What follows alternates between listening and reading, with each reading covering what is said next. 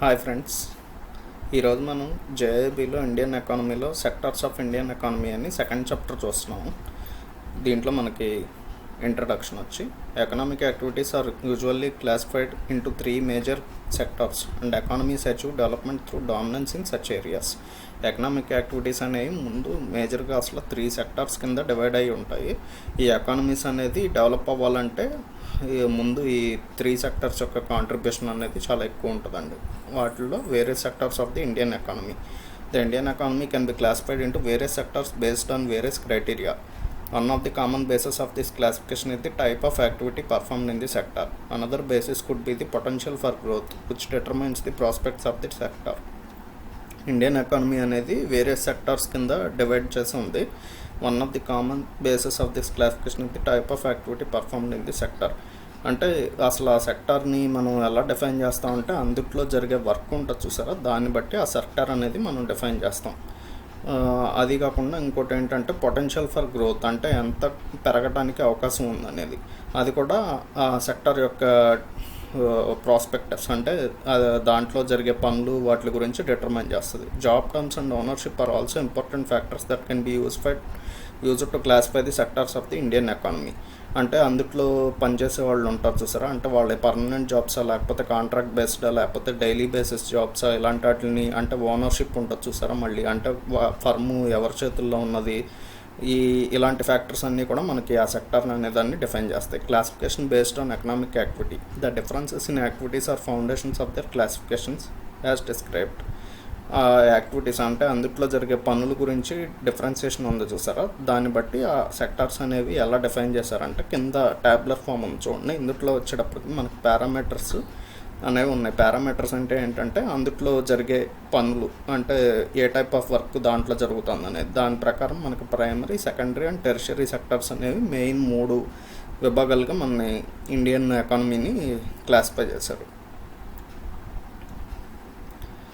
ఇందులో definition kind of activities పారామీటర్లో first parameter వచ్చి direct use of natural resources, agriculture, forestry and mining. అంటే మనకి అగ్రికల్చర్లో వచ్చేటప్పటికి ఇప్పుడు అంటే డైరెక్ట్గా మనకున్న రిసోర్సెస్ని కనుక న్యాచురల్ రిసోర్సెస్ని కనుక డైరెక్ట్గా ఉపయోగించాం అనుకోండి, అవన్నీ వచ్చేటప్పటికి ప్రైమరీ సెక్టర్.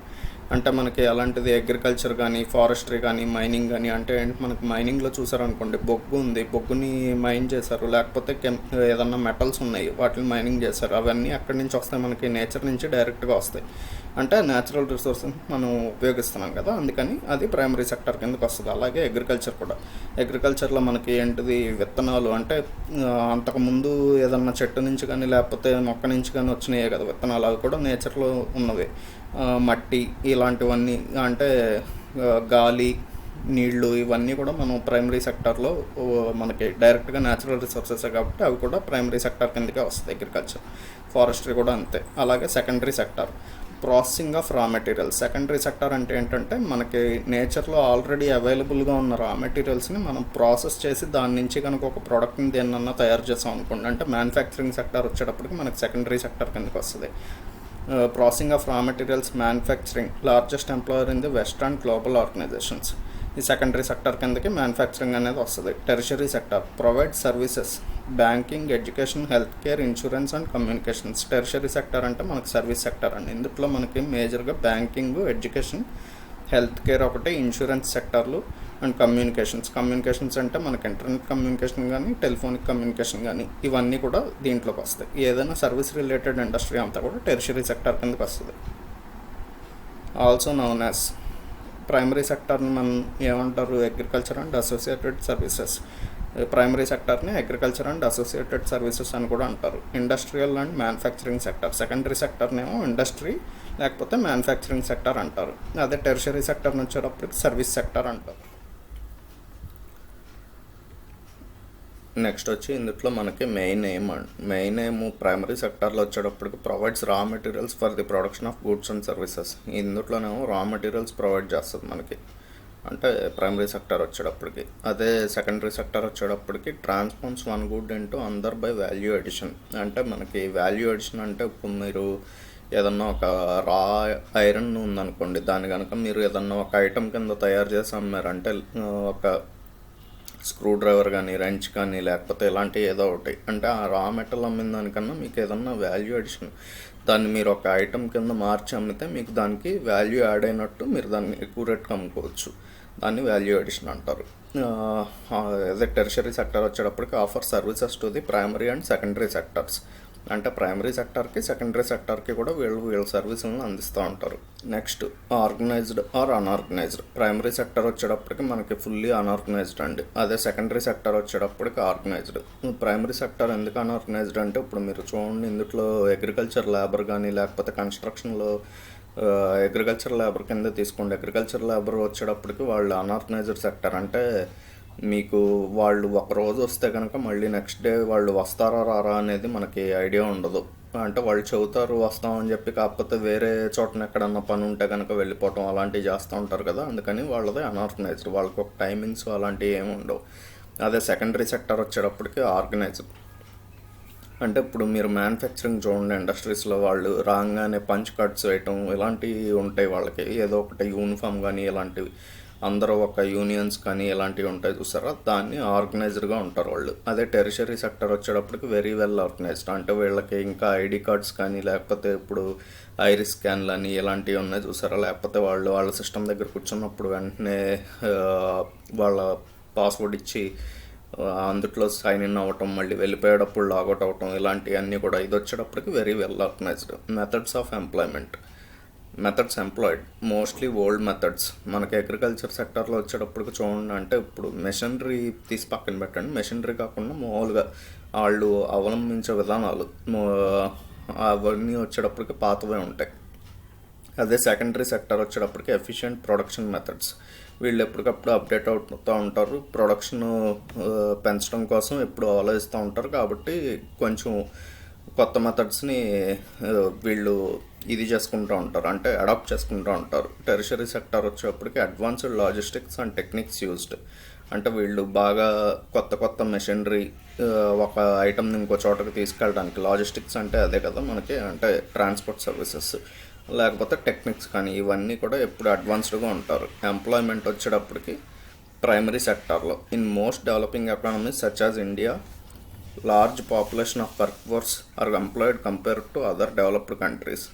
మన ఇండియాలో వచ్చేటప్పటికి చూడండి, అంటే డెవలపింగ్ కంట్రీస్ ఇండియా కానీ, లేకపోతే ఇంకా కొన్ని కంట్రీస్ పాపులేషన్ ఎక్కువగా ఉండేది. అంటే చైనా కూడా కంపేర్ చేసుకోండి, పాపులేషన్ ఎక్కువ ఉండేది. కాబట్టి మన దగ్గర ఏంటి, లార్జ్ వర్క్ ఫోర్స్ అనేది దొరుకుతుంది.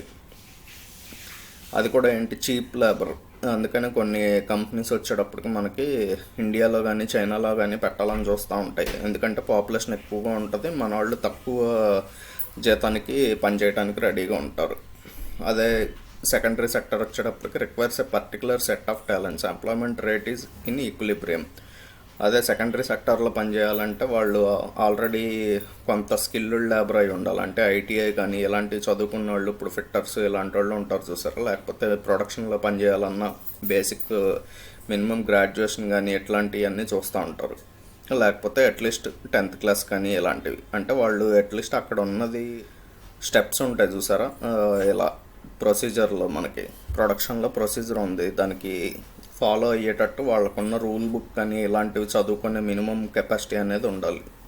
అదే టెరిషరీ సెక్టర్ వచ్చేటప్పుడు rise in employment rate seen recently in this sector. ఇందులో వచ్చేటప్పుడు టెరిషరీ సెక్టర్లో ఈ మధ్య రిక్రూట్మెంట్స్ అనేవి బాగా జరుగుతున్నాయి. ఎక్కువ మన ఇండియాలో అసలు దీని మీదే బేస్ అయ్యారు కాబట్టి ఇందులో ఎంప్లాయ్మెంట్ అనేది బాగుంటుంది. జీడిపి కాంట్రిబ్యూషన్ ప్రైమరీ సెక్టర్లో వచ్చేటప్పటికి 1950 నుంచి 51లో 51.8% ఉందండి ఇది. అదే 2021-22 వచ్చేటప్పటికి 18.6%కి డ్రాప్ అయిపోయింది. అంటే అంత తగ్గిపోయింది అగ్రికల్చర్ మీద మన డిపెండెన్సీ. సెకండరీ సెక్టర్ వచ్చేటప్పటికి 1950-51లో 14.2% ఉండేదండి. అంటే అప్పట్లో మనం ఎక్కువ ఎక్స్పోర్ట్స్ కన్నా ఇంపోర్ట్స్ చేసుకునేవాళ్ళం. అదే 2021 నుంచి 22 వచ్చేటప్పటికి 28.6% పెరిగింది కొంతవరకు. అంటే మనం కొంతవరకు ఎక్స్పోర్ట్స్ అనేది పెంచుకున్నాం మనం. 1950 నుంచి 51కి టెరిషరీ సెక్టార్లో వచ్చేటప్పుడు 33.3% ఉంది. అదే 21-22 వచ్చేటప్పటికి 52.8%కి పెరిగింది మంది. అంటే మన వాళ్ళు ఎక్కువగా కూడా ఈ బీపీఓలు, కేపీఓలు అని ఎట్లాంటివి పెట్టడం, సర్వీస్ రిలేటెడ్ ఎక్కువ మనం ఇండస్ట్రీస్ అనేది మనకి ఇండియాలో బూమింగ్ స్టేజ్లో ఉన్నాం మనం. Employment rate, rural population 66.6%, urban population వచ్చి 9%. అంటే రూరల్ పాపులేషన్ వాళ్ళు ఎక్కువగా వ్యవసాయ ఆధారిత పనుల మీద ఉండేవాళ్ళు వాళ్ళు. అర్బన్ పాపులేషన్ అంటే అర్బన్ అంటే మనకు తెలుసు కదా, సిటీస్. వాటిలో వచ్చేటప్పటికి నార్మల్గానే పొలాలు అవి తక్కువగా ఉంటాయి కాబట్టి అర్బన్ పాపులేషన్ 9% మాత్రమే వీటిల్లో పనిచేసేవాళ్ళు. మేల్ వచ్చేటప్పటికి మళ్ళీ వాళ్ళలో 43.6%, ఫిమేల్ వచ్చేటప్పటికి 62.8%.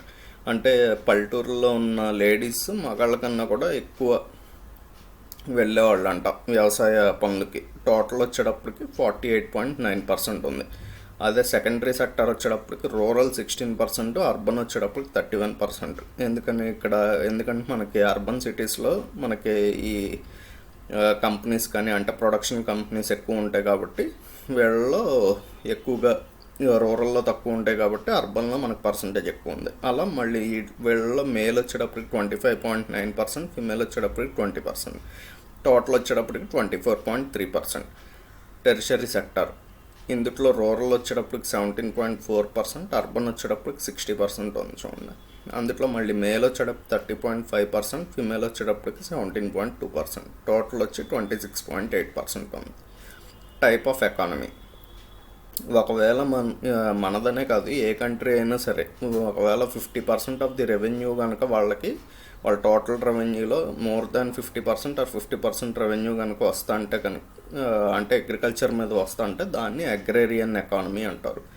అదే ఇండస్ట్రియల్ ఎకానమీ అంటే మోర్ దాన్ 50% వాళ్ళ టోటల్ రెవెన్యూలో మోర్ దాన్ 50% కనుక ఇండస్ట్రీస్ మీద వస్తా అంటే వాళ్ళని ఇండస్ట్రియల్ ఎకానమీ అంటారు. అదే మోర్ దాన్ 50% సర్వీస్ మీద వస్తా అంటే కనుక దాన్ని సర్వీస్ ఎకానమీ అంటారు.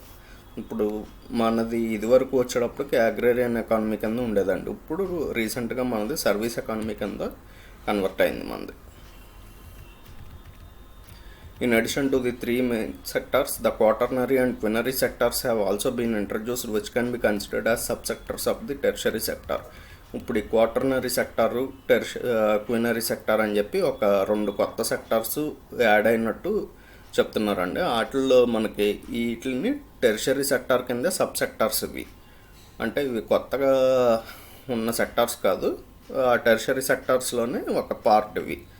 The knowledge sector, quaternary sector అంటే the knowledge sector which encompasses activities such as teaching, research and development is essential for evaluating a country's human resources. ఈ క్వాటర్నరీ సెక్టార్ని నాలెడ్జ్ సెక్టార్ అని కూడా అంటారు. ఇందులో వచ్చేటప్పటికి టీచింగు, రీసెర్చ్ చేయటం, development ఇలాంటివన్నీ కూడా దీంట్లోకి వస్తాయండి. ఒక కంట్రీ యొక్క హ్యూమన్ రిసోర్సెస్ని ఎక్కువగా వాడుకోవటంలో దీని పాత్ర ఎక్కువ ఉంటుంది. It is regarded as the most important sector for assessing a country's economic strength because it plays a significant role in the creation and dissemination of knowledge. ఒక కంట్రీ బాగుపడడం అనే దాంట్లో, దాని ఎకనామిక్ స్ట్రెంగ్త్ని పెంచుకోవడం అనే దాంట్లో ఈ సెక్టర్ బాగా ఎక్కువ రోల్ పోషిస్తుంది. ఎందుకంటే ఆల్రెడీ అందుట్లో ఉన్న నాలెడ్జబుల్ పర్సన్స్ ఉంటారు కదా, వాళ్ళని ఎంత ఎక్కువగా యూటిలైజ్ చేసుకుంటే ఈ సెక్టర్ అంత బాగుపడుతుంది. అంటే ఇప్పుడు టీచర్స్ కానీ లేకపోతే రీసెర్చ్ చేసే స్కాలర్స్ కానీ ఇలాంటి వాళ్ళు ఉంటారు చూసారా, వాళ్ళకున్న నాలెడ్జ్ని ఊరికనే మైండ్లో పెట్టుకోకుండా దాన్ని సొసైటీకి ఏ రకంగా ఉపయోగించవచ్చు అని యూటిలైజ్ చేసుకోవడాన్ని క్వాటర్నరీ సెక్టర్ అంటారు. This group includes employees in various settings such as office buildings, schools, hospitals and theatres as well as in accountancy and brokerage business. ఇందులో మనకి ఉండే ఎంప్లాయీస్ అనేవాళ్ళు ఎక్కడెక్కడ పనిచేస్తారంటే నార్మల్గా ఈ ఆఫీస్ బిల్డింగ్స్ ఉంటాయి చూసారా, వాటిల్లో స్కూల్స్ కానీ లేకపోతే హాస్పిటల్స్లో స్టాఫ్ కానీ లేకపోతే థియేటర్స్. ఇక్కడ థియేటర్స్ అంటే మూవీ థియేటర్స్ కాదండి, ఇవి మనకి ఆర్ట్ ఫామ్ ఆఫ్ థియేటర్స్. అంటే ఇదివరకు నాటకాలు వేసేవాళ్ళు, సాంఘిక నాటకాలు ఇలాంటివి, అందులో ఉండే artists. As well as in accountancy and brokerage business. Accountants కానీ లేకపోతే బ్రోకరేజ్ బిజినెస్ చేసేవాళ్ళు కానీ వాళ్ళందరూ కూడా క్వాటర్నరీ సెక్టర్ కిందకే వస్తారు. నెక్స్ట్ వచ్చేటప్పటికి క్వీనరీ sector. Quinary sector. This group of individuals is comprised of top decision makers in both government and private corporate sector. ఈ గ్రూప్లో ఉండేవాళ్ళు వచ్చేటప్పటికి టాప్ డెసిషన్ మేకర్స్ అండి. అంటే ఇప్పుడు హైరార్కీ ఉంటుంది చూసారా మీకు, బ్యూరోక్రసీలో హైరార్కీ అంటే ఏంటి, మీకు ఒక గవర్నమెంట్ ఎంప్లాయీస్ ఉన్నారు, వాళ్ళలో టాప్ క్యాడర్ ఉంటారు చూసారా, అంటే డెసిషన్ టేకింగ్ క్యాడర్, సిఇఓస్ కానీ లేకపోతే ఒక కంపెనీకి నార్మల్గా ఎగ్జాంపుల్గా చెప్పాలంటే ఒక కంపెనీకి సిఇఓ కానీ లేకపోతే ఎండి కానీ సిఎఫ్ఓ కానీ ఇలాంటి వాళ్ళు ఉంటారు చూసారా. లేకపోతే ఇంకా మనకి ఇప్పుడు పోలీస్ డిపార్ట్మెంట్ ఉంది, పోలీస్ డిపార్ట్మెంట్లో వచ్చేటప్పటికి ఐజీ కానీ లేకపోతే ఇలాంటి వాళ్ళు ఉంటారు చూసారా, వాళ్ళు డెసిషన్ ఎక్కువ తీసుకోగలరు. లేకపోతే హోమ్ మినిస్టర్ కానీ మినిస్టర్ క్యాడర్ కానీ ఇలాంటి వాళ్ళందరూ కూడా మనకి క్యూనరీ సెక్టర్ కిందకి వస్తారు. They are widely recognised as the driving force behind and economies socio economic performance. This group includes a diverse range of professionals such as government officials, research scientists, financial and legal advisors and others. ఈ గ్రూప్లోకి వచ్చేటప్పటికి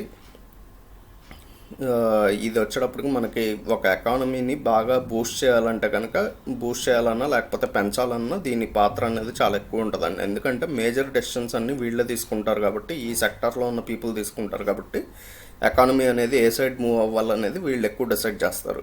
ఇందులో ఎవరెవరు ఉంటారంటే range of professionals such as government officials అందరూ దీని కిందకి వస్తారు. లేకపోతే రీసెర్చ్ సైంటిస్ట్, ఏదన్నా విషయం మీద రీసెర్చ్ చేసే సైంటిస్టులు ఉంటారు చూసారా, వాళ్ళు దీని కిందకి వస్తారు. ఫైనాన్షియల్ అండ్ లీగల్ అడ్వైజర్స్, ఈ ఆడిటర్స్ కానీ లేకపోతే కంపెనీలకు ఉండే సిఎఫ్ఓలు కానీ ఇలాంటి వాళ్ళందరూ కూడా దీని కిందకి వస్తారు అండ్ అదర్స్. నెక్స్ట్ ఇందులో ఇది వచ్చేటప్పటికి మీమ్ అండ్ ఊరికనే క్రియేట్ చేశాను. నార్మల్ వచ్చేటప్పటికి classification based on potential for growth. The following are the different kind of sectors classified on this basis. Sunrise sector. A sunrise sector is a new and emerging industry with potential for growth. Sunrise sector అంటే ఏంటంటే ఇప్పుడు అది వచ్చేటప్పటికి ఇంకా బడ్ ఫేజ్లో ఉన్నట్టు అండి. అది ఆ కంపెనీ కానీ లేకపోతే ఆ సెక్టర్ కానీ, అంటే మనకి అది ఇంకా చాలా నేసెంట్ స్టేజ్లో ఉందంటారు. కాకపోతే డెవలప్మెంట్కి మాత్రం ఫ్యూచర్లో చాలా స్కోప్ ఉంది. దాని మీద ఎక్కువ ప్రాఫిట్స్ సంపాదించవచ్చు, సొసైటీకి కూడా ఎక్కువ దానివల్ల మేలు జరుగుతుంది. అలాంటి సెక్టార్ ఆఫ్ అలాంటి కంపెనీస్ అన్నింటినీ కూడా సన్ రైజ్ సెక్టార్ కిందకి మనం క్లాసిఫై చేసుకోవచ్చు అండి. Industry is often characterised by rapid growth, innovation and high public awareness. ఇందులో ఏంటంటే ఒకసారి గ్రోత్ వస్తే కనుక ర్యాపిడ్ గ్రోత్ ఉంటుంది, ఇన్నోవేషన్ ఉంటుంది. అంటే కొత్తగా ఏదన్నా ఇంప్లిమెంట్ చేసుకోవడానికి లేకపోతే దానివల్ల యూజ్ కానీ ఎక్కువ ఇన్నోవేషన్కి ఎక్కువ స్కోప్ ఉంటుంది. అండ్ హై పబ్లిక్ అవేర్నెస్, అంతేకాకుండా అందులో పబ్లిక్ అవేర్నెస్ కూడా ఎక్కువ ఉండాలండి. అంటే అది దానివల్ల యూజ్ ఉన్న పబ్లిక్ కనుక ఎక్కువ వాడుకోకపోతే దానివలన ఏమీ యూజ్ ఉండదు కదా, అందుకని పబ్లిక్ అవేర్నెస్ కూడా ఎక్కువగా ఉండాలి. Making it attractive to investors looking for long term growth opportunities. ఇలాంటి స్కోప్ ఉంటే కనుక ఆబ్వియస్గా మనకి ఏమవుతుందంటే ఇన్వెస్టర్స్ అనేవాళ్ళు ఎక్కువ ఇంట్రెస్ట్ చూపిస్తారు అలాంటి వాటిల్లో. దాని వలన గ్రోత్ కూడా ఉండడానికి ఛాన్స్ ఉంటుంది. Emerging sectors of the Indian economy include green energy, fintech, information technology, electronics, pharmaceuticals, automobiles, health care, infrastructure, retail and processing plants. దీని కిందకి ఏమేమి వస్తాయంటే కనుక గ్రీన్ ఎనర్జీ, ఇప్పుడు మనం చూస్తున్నాం రెగ్యులర్గా సోలార్ ఎనర్జీ అని, విండ్ ఎనర్జీ అని, ఇలాంటివన్నీ కూడా గ్రీన్ ఎనర్జీ కిందకి వస్తాయండి. అంటే మనకి ఎక్కువ పొల్యూషన్ కలిగించకుండా ఎనర్జీని ప్రొడ్యూస్ చేసే విధానాన్ని గ్రీన్ ఎనర్జీ అంటారు. ఫిన్టెక్ అంటే వచ్చేటప్పటికి మనకి ఫైనాన్షియల్ టెక్నాలజీ కంపెనీస్ అన్నింటినీ కూడా ఫిన్టెక్ కిందకి కేటగరైజ్ చేస్తారండి. ఫైనాన్షియల్ టెక్నాలజీ కంపెనీస్ అంటే ఇప్పుడు మీరు వాడుతున్న యూపీఐ ఉంది, లేకపోతే కనుక మీరు మనీ పేమెంట్ యాప్స్ ఏదైనా ఫోన్పే కానీ ఇలాంటివి వాడుతున్నారు చూసారా, అవన్నీ కూడా ఫిన్టెక్. అదే కాదు బజాజ్ ఫైనాన్సు ఇలాంటివి కూడా మనకి ఫిన్టెక్ కిందకే వస్తాయండి. ఇన్ఫర్మేషన్ టెక్నాలజీ, ఐటీ కంపెనీస్ అంటే మీకు ఐడియా ఉంటుంది, ఈ టాటా, టీసీఎస్ కానీ లేకపోతే మనకి విప్రో కానీ ఇలాంటివి చదువుతూ ఉంటారు కదా. ఇన్ఫర్మేషన్ టెక్నాలజీ, ఐటీ ఐడియా ఉంది. నెక్స్ట్ వచ్చి ఎలక్ట్రానిక్స్ అండి. ఎలక్ట్రానిక్స్ అంటే మనకి ఐడియా ఉంది కదా, ఈ బజాజ్ ఎలక్ట్రానిక్స్ కానీ లేకపోతే వేరే ఎలక్ట్రానిక్స్ ఏ ఒకటి ఉంటాయి మనకి, అవన్నీ కూడా ఎలక్ట్రానిక్స్ కిందకి వస్తాయి. ఫార్మాస్యూటికల్స్ అంటే మందుల కంపెనీలు అండి. ఆటోమొబైల్ కంపెనీస్ అంటే ఇవి బైక్స్ లేకపోతే కార్స్ ఇలాంటివన్నీ కూడా ఆటోమొబైల్ కిందకి వస్తాయి. హెల్త్ కేర్కి సంబంధించిన ఇండస్ట్రీస్ అంటే హాస్పిటల్స్ కానీ లేకపోతే ఫార్మా కంపెనీస్ కూడా దీని కిందకి వస్తాయి. లేకపోతే డయాగ్నోస్టిక్ ల్యాబ్స్ ఇలాంటివన్నీ. ఇన్ఫ్రాస్ట్రక్చర్ అంటే మనకి ఏదన్నా రోడ్లు వేసేది లేకపోతే బిల్డింగ్స్ కట్టేవి ఇవన్నీ కూడా ఇన్ఫ్రాస్ట్రక్చర్ ప్రాజెక్ట్స్ కిందకి వస్తాయండి. లేకపోతే రీటైల్ అంటే మనకి ఇప్పుడు డీమార్ట్ ఉంది, లేకపోతే ఇంకేముంటాయి కొన్ని కంపెనీస్ ఉంటాయి కదా రీటైల్గా, అంటే తక్కువ ప్రైస్కి వాళ్ళు కొనుక్కొని వచ్చి మనకి రీటైల్గా కొంచెం ప్రైస్ పెంచుకొని ఇస్తారు. అలాంటివన్నీ కూడా రీటైల్ అండ్ ప్రాసెసింగ్ ప్లాంట్స్, ఏదన్నా ఫుడ్ ప్రాసెసింగ్ ఇండస్ట్రీస్ ఉంటాయంటే అదే వాల్యూ ఎడిషన్ అని చెప్పాను కదా ఇందాక, రా మెటీరియల్స్ని ప్రాసెస్ చేసి దాన్ని ఒక ఐటమ్ కింద కన్వర్ట్ చేసి అమ్ముతూ ఉంటారు. వాటిని ప్రాసెసింగ్ ప్లాంట్స్ అంటారు. అవి కాకుండా ఇంకా రీసెంట్గా మనకి సన్రైజ్ సెక్టార్స్లో మామూలుగా వాటర్ ట్రీట్మెంట్, అంటే ఇప్పుడు మనకి డ్రింకింగ్ వాటర్ స్కేర్సిటీ అనేది ఎక్కువ అవుతుంది కదా, దానికి సెలైన్ వాటర్ని నార్మల్ వాటర్ కింద ట్రీట్ చేసే ప్లాంట్స్ ఇలాంటివి కూడా వస్తున్నాయి మనకి. అలాంటి వాటర్ ట్రీట్మెంట్, లేకపోతే హాట్ వాటర్ని సాఫ్ట్ వాటర్ కింద కన్వర్ట్ చేసే ప్లాంట్స్, లేకపోతే వేస్ట్ మేనేజ్మెంట్, అంటే ఇప్పుడు ఎక్కువగా చెత్త పారేస్తూ ఉంటాం, వాటిలో నుంచి చాలా వరకు ఏదో ఒకటి అందరికీ పనికొచ్చే ఐటమ్స్ తయారు చేయటం, అంటే వాటిని వేరే ఫామ్లోకి కన్వర్ట్ చేయటం, లేకపోతే వాటిల్లో ఉన్న మైక్రో ఎలిమెంట్స్ని ఎక్స్ట్రాక్ట్ చేసి వాటిని మళ్ళీ అమ్మటం కానీ, ఇలాంటిది వేస్ట్ మేనేజ్మెంట్కి వస్తుంది. ఇది కూడా మనకి సన్రైజ్ సెక్టర్ అండి. Sunset sector is an industry that has been in existence for long time, but it currently generates less profit than it used to. ఇప్పటివరకు మనం చూసిన సన్రైజ్ సెక్టర్, ఇప్పుడు వచ్చేటప్పటికి సన్సెట్ సెక్టర్ అంటే ఇదివరకు దాని నుంచి బాగా డబ్బులు వచ్చాయి, కాకపోతే ఈ మధ్య బాగా నెమ్మదించింది, లేకపోతే ప్రాఫిట్స్ అనేవి రావటం ఆగిపోయినాయి. అలాంటి సెక్టార్స్ని వచ్చేటప్పటికి మనకి సన్సెట్ సెక్టార్స్ అంటారండి. Classification based on job terms. The following are the different kinds of sectors classified on this basis. అదే జాబ్ టర్మ్స్ మీద బేస్ చేసుకొని మనకి కొంత క్లాసిఫికేషన్ ఉంది. దాని ప్రకారం ఏంటంటే organised sector is a type of employment in which the job terms are fixed and regular, providing guaranteed work to the employees. Organised sector అంటే ఏంటంటే ఇందులో జాబ్స్ అనే వాటికి సెక్యూరిటీ ఉంటుందండి, వాటికి ఫిక్స్డ్ టైమింగ్స్ ఉంటాయి, లేకపోతే ఒక ఫ్రేమ్ వర్క్ ఉంటుంది, అంటే ఎలాగే పనిచేయాలి, సర్టెన్ రూల్ బుక్ ఉంటుంది. ఎంప్లాయీస్ అనేవాళ్ళు ఎలాగే పనిచేయాలి, ఈ రూల్స్ని అనుసరించాలి, అంటే ఈ క్యాటర్లో ఉన్నవాళ్ళు ఎలా పనిచేయాలి, ఈ క్యాటర్లో ఉన్నవాళ్ళు ఈ వర్క్ చేయాలి అని చెప్పి ఉంటుంది. It includes registered manufacturing enterprise, business, school, hospital and units govern by the government. ఇలాంటి వాటి కిందకి ఏమొస్తాయంటే రిజిస్టర్డ్ ఎంటర్ప్రైజెస్ ఉంటాయి చూసావా, అవి ఒకటి, లేకపోతే మ్యానుఫ్యాక్చరింగ్ యూనిట్స్ కానీ, లేకపోతే బిజినెస్ చేసేవాళ్ళు కానీ, స్కూల్స్, హాస్పిటల్స్, లేకపోతే గవర్నమెంట్ ఇన్స్టిట్యూషన్స్ ఉంటాయి చూసారా, అవన్నీ కూడా ఆర్గనైజ్డ్ సెక్టార్ కిందకు ఉంటాయండి. This sector is also includes legally licensed stores, clinics and offices. మనం గవర్నమెంట్ దగ్గర పర్మిషన్ తీసుకొని పెట్టే స్టోర్స్ అంటే షాప్స్ కానీ, లేకపోతే క్లినిక్స్, హెల్త్ క్లినిక్స్ కానీ ఇలాంటివి, లేకపోతే ఆఫీసెస్ కానీ, ఇవన్నీ కూడా organised sector. Compared to the unorganised sector, the organised sector has lower unemployment rates.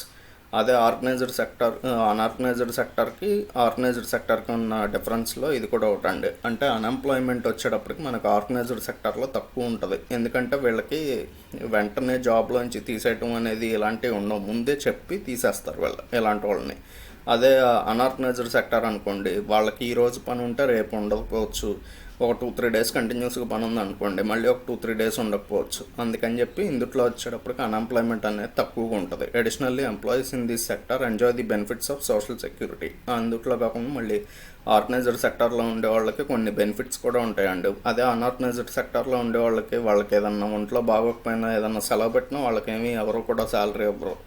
అంటే శాలరీ అనే కాదు, డైలీ వేజ్ కూడా వాళ్ళకి రాదు. అదే వీళ్ళకి వచ్చేటప్పటికి లీవ్ పెట్టుకున్న ఆ లీవ్కి ఆ రోజుకి శాలరీ వస్తుంది. అదే కాకుండా వీళ్ళు ఒకవేళ రిటైర్ అయిపోయినా వీళ్ళకి పెన్షన్స్ కానీ, లేకపోతే గ్రాట్యుటీ అని, పిఎఫ్ అని, ఇలాంటి బెనిఫిట్స్ అన్నీ కూడా ఆర్గనైజ్డ్ సెక్టార్లో ఉన్న వాళ్ళకి ఉంటాయండి. Unorganised sector it refers to the part of the economy where employment terms are not well defined and regular. Unorganised sector అంటే ఏంటంటే వీళ్ళకి ఏమి స్పెసిఫిక్గా ఇలాంటి రూల్స్ అండ్ రెగ్యులేషన్స్ ఏమి ఉండవు, ఒక సర్టెన్ రూల్ బుక్ అనేది ఏమి ఉండదు. వీళ్ళ జాబ్ టర్మ్స్ కానీ ఇవన్నీ పర్టికులర్గా ఏం డిఫైన్ చేసి ఉండవు, వాళ్ళు ఇష్టం వచ్చినట్టు వర్క్ చేస్తూ ఉంటారు. కాకపోతే at the end of the day పని అవటం కావాలి ఎవరికైనా, ఓనర్స్కి కానీ, లేకపోతే ఇప్పుడు రైతులకు కానీ, వాళ్ళు కూలీలను పెట్టుకుంటే వాళ్ళు ఎలా పని చేస్తారు, వాళ్ళు ఈరోజు సాయంత్రానికి నాకు ఈ పని అయిపోవాలంటే ఆ రోజు సాయంత్రానికి మొత్తం వాళ్ళు ఎంతమంది వచ్చినా సరే ఆవట్టుకొని వెళ్తారు అలా. And businesses are not registered with the government. వీళ్ళు ఎవరు కూడా గవర్నమెంట్ రిజిస్టర్డ్ వర్కర్స్ అయి ఉంటారండి. According to the categorisation by NCEUS అంటే national commission for enterprise in the unorganised sector.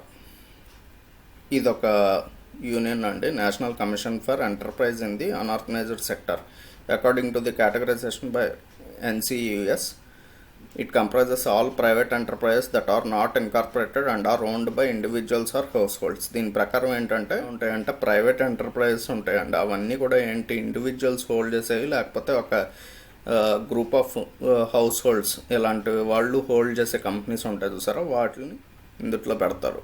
These enterprises engage in the production and sale of goods and services and operate on a proprietary are partnership basis with fewer than 10 workers. ఇలాంటివన్నీ ఏం చేస్తాయంటే వీటిలో మనకి 10 members కానీ లేకపోతే అంతకన్నా కొంచెం తక్కువ మంది కానీ ఉంటారండి ఇలాంటి వాటిలో ఎంప్లాయీస్ వచ్చేటప్పటికి. ఇవన్నీ కూడా మనకి ప్రొప్రైటరీ పార్ట్నర్షిప్ బేస్ చేసుకొని రిజిస్టర్ చేసుకొని ఉంటారు. అంటే లిమిటెడ్ లయబిలిటీ పార్ట్నర్షిప్ అని ఇలాంటి ప్రొప్రైటర్షిప్ అని ఉంటాయి, అవి మనం తర్వాత ఇప్పుడు చూద్దాము.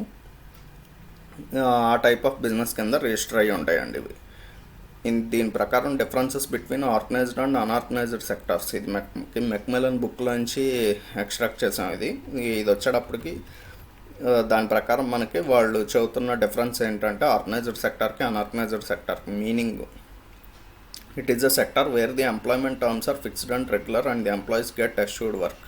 ఇందా చూసాం కదా మనం, అందుట్లో ఆర్గనైజ్డ్ సెక్టార్లో ఉండే వాళ్ళకి జీతాలు అనేవి ఫిక్స్డ్గా ఉంటాయి, లేకపోతే వాళ్ళ జాబ్ టైమింగ్స్ కానీ ఇలాంటివన్నీ ఫిక్స్డ్గా ఉంటాయి, వాళ్ళకి ఖచ్చితంగా ఏదో ఒక వర్క్ ఉంటుంది. అన్ఆర్గనైజ్డ్ సెక్టార్లో ఉండే వాళ్ళకి characterised by small and scattered units which are largely not registered with the government. ఇలా అన్ఆర్గనైజ్డ్ సెక్టార్లో ఉండేవాళ్ళు గవర్నమెంట్ దగ్గర ఎక్కడ రిజిస్టర్ అయి ఉంటారండి, వాళ్ళు చిన్న చిన్న యూనిట్స్ కింద డివైడ్ అయి ఉంటారు. అంటే 5, 6 లేకపోతే 7 మంది 10 మంది ఇలా ఉంటారు వాళ్ళు.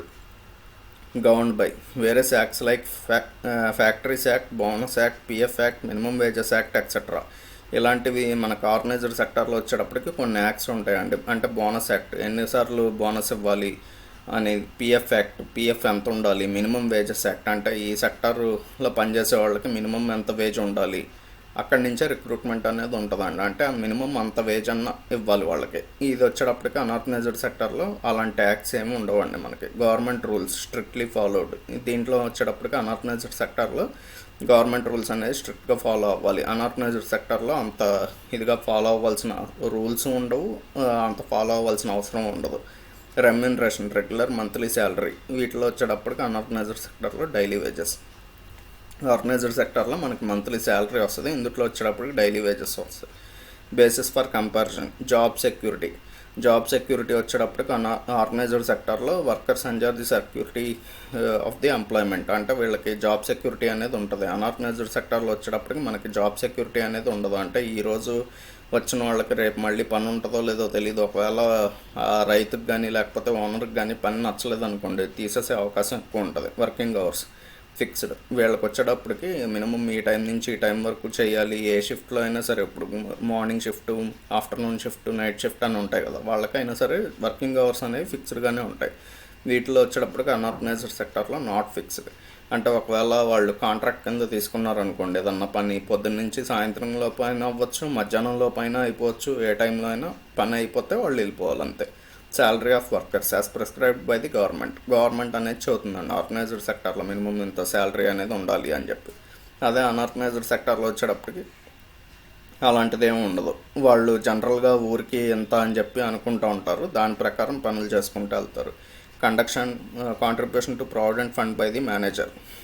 ప్రావిడెంట్ ఫండ్లో ఏమన్నా కాంట్రిబ్యూషన్ ఉండిద్దా అంటే ఎస్ అండి ఆర్గనైజ్డ్ సెక్టార్లో. అదే అన్ఆర్గనైజ్డ్ సెక్టార్లో అలాంటిది ఏమి ఉండదండి, ప్రావిడెంట్ ఫండ్ కానీ అలాంటివి. ఇంక్రిమెంట్ ఇన్ శాలరీ, వీళ్ళకి వచ్చేటప్పటికి శాలరీలో ఇంక్రిమెంట్ అనేది ఇయర్లీ 5% కానీ 10%, మినిమం 5 నుంచి 10 వరకు పెరుగుతూ ఉంటుందండి. అదే వీళ్ళకి వచ్చేటప్పటికి అన్ఆర్గనైజ్డ్ సెక్టార్లో శాలరీ ఇంక్రిమెంట్ అనేది ఉంటే ఉండొచ్చు, లేకపోతే లేదు. అంటే ఇయర్కి కొంత పెరిగితే పెరగచ్చు, లేకపోతే లేదు. ఒక్కోసారి పెరగని సందర్భాలు ఎక్కువ ఉంటాయండి. Benefits and prerequisites. Employees get add on benefits like medical facilities, pension, leave, travel compensation etcetera. ఇందులో వచ్చేటప్పటికి ఆర్గనైజ్డ్ సెక్టార్లో ఇప్పుడు మీరు కంపెనీ తరపున ఎక్కడికన్నా ట్రావెల్ చేసిన అలాంటి వాటికి మీరు ట్రావెల్ కాంపెన్సేషన్ కానీ, లేకపోతే మీ ఎంప్లాయీకి ఏదన్నా అయినా మెడికల్ ఫెసిలిటీస్ కానీ, పెన్షన్ కానీ ఇలాంటివన్నీ ఉంటాయండి. ఇందులో వచ్చేటప్పటికి అలాంటివి ఏమి ఉండవు, వాళ్ళ పాకెట్స్ నుంచి వాళ్ళు ఖర్చు పెట్టుకోవాల్సిందే. ఎగ్జాంపుల్స్ వచ్చేటప్పటికి ఆర్గనైజ్డ్ సెక్టార్కి government employees, registered individual workers etcetera. Government employees కానీ, లేకపోతే చిన్న చిన్న కంపెనీల్లో పనిచేసే ఎంప్లాయీస్ కానీ, లేకపోతే టెరిషరీ సెక్టార్లో ఎంప్లాయీస్ కానీ వీళ్ళందరూ కూడా మనకు ఆర్గనైజ్డ్ సెక్టార్ కిందకి వస్తారు. అన్ఆర్గనైజ్డ్ సెక్టార్ అంటే అగ్రికల్చర్ లేబర్ కానీ లేకపోతే షాప్ కీపింగ్, షాపుల్లో పనిచేసే వాళ్ళు ఉంటారు చూసారా, చిన్న చిన్న కుర్రవాళ్ళు, అలాంటి వాళ్ళు. ఓకే అండి, మిగిలిన లెసన్ వచ్చి మనం నెక్స్ట్ వీడియోలో చూద్దాం. అంతవరకు బాయ్.